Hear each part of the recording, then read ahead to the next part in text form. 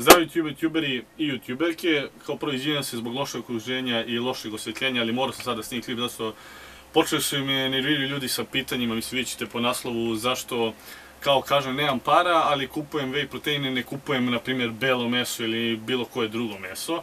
Kreatin kupujem zato što njega ne mogu donesem preko ishrane, to jest možda bi mogao, ali bi morao da jedem mnogo crnog mesa i mnogo ribe, ali to ne bi bilo dobro, znači zato uzimam kreatin, zato što njega ne mogu donesem preko ishrane, a protein uzimam zato što ima nas mnogo porodice, ima nas 6, imam 3 mlađe sestre i ja ne mogu sebi da kupim meso, a one da sede i da gledaju kako ja jedem, na primjer, belo meso, znači to bi stvarno bilo loše sa moje strane, znači nisam u takvoj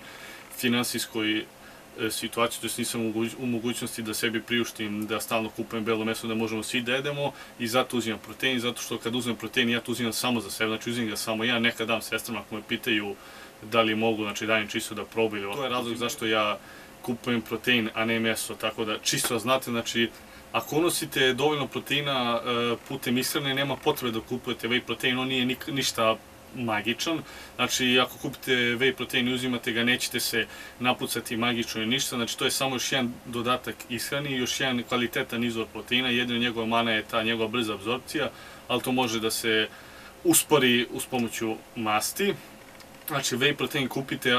ako ne unosite dovoljno proteina preko ishrane, znači ako ne jedete dovoljno mesa, mlečnih proizvoda ili jaja, onda kupite whey protein, ali ako jedete onda nema potrebe, možete ga kupite zato što vam se sviđa, a treba da uzmete, na primjer, kreatin, beta-alanin i još slične suplemente, ne znam, sad dobro, BCA i arginin, ali znači najvažniji je kreatin i beta-alanin, to ako možete kupite, zato što to ne možete donesete preko ishrane, a dosta će vam pomoći i nijedno i drugo ne morate da se skidate sa njega, da pravite pauzu, znači možete ga uzimati do kraja života po 5 grama i jednog i drugog, to je 5 grama kreatina, 6 grama beta-alanina. Ovo postade potpuno drugačiji klip, tako da youtuberi meso ne kupujem zato što ne mogu samo ja da ga jedem, nego...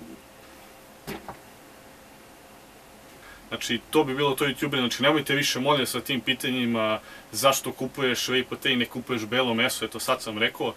ima nas mnogo u porodici i ne mogu to sebi još da priuštim, nadam se da ću moći u budućnosti, tako da, youtuberi, vidimo sljedeći puta, pozdrav!